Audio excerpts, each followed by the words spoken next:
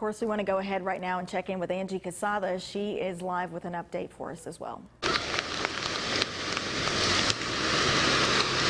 Shayla, Ken, you know, it's pretty intense out here. From the last time we spoke here in Washington, we're actually at the Visitor Center. It's a completely different ball game. Before, it was calm, it was eerie. Now, the winds have picked up. It's getting pretty intense out here. The rain is starting to pound down on us, and I want you to take a look out at that waterfront.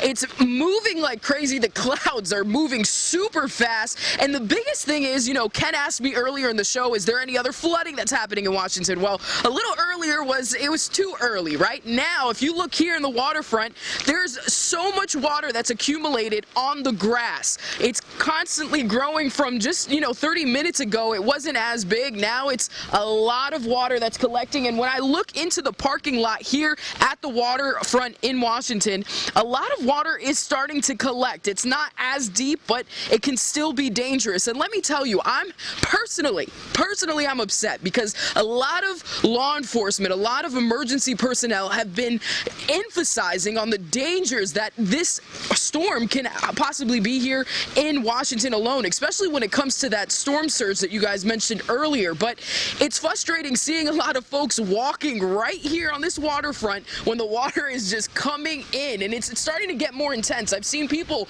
drinking alcoholic beverages walking on the waterfront. That's a no-no.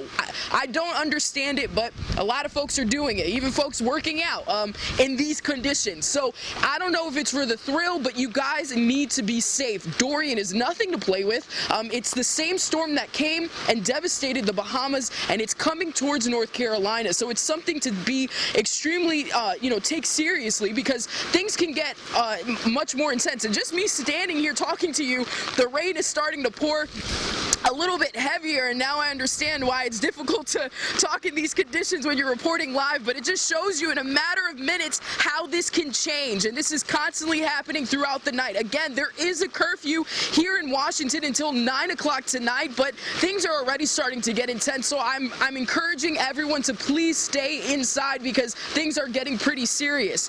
Back to you. All right, Angie, thank you so much for your reporting.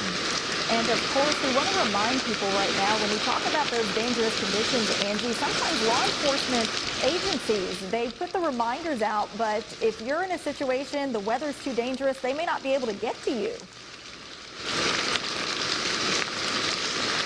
Exactly, and they're encouraging folks, if you are in a situation like that, to call 911. But after that 9 o'clock curfew, to each his own. If you choose to come out here after that curfew, the chances of someone coming out to your rescue to help you are going to be extremely slim. I'm hoping that we can even get back today, because the way things are just escalating so quickly, it's something that we definitely need to consider.